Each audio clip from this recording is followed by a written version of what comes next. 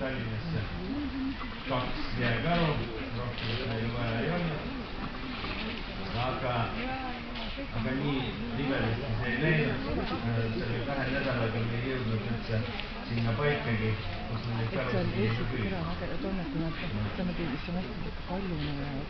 Meie teekord Prantsusmaale maale, aga seal just oli jääkarude püük, mis 3 nädalat, see ei ole 3 nädalat, 24 päeva sinna liikus.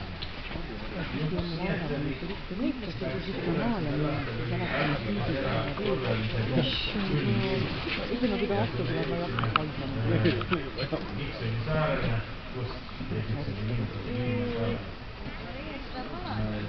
seal oli umbes 45 kraadi miinus ja mitte mingist edasi liikumist ei olnud juttugi, sest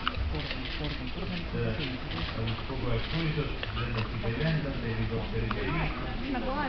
Seal kohal peal me pidime istuma ja iga päev ootama, et järsku juhtuks see õnnelik moment, et ei ole tuult, ei ole lumetormi ja me saame teha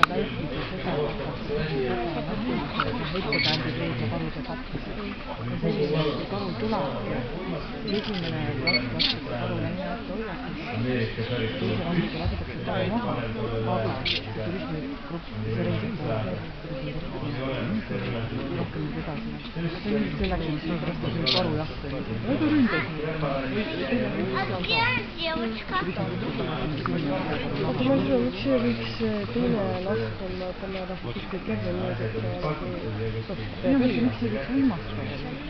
Tõsi.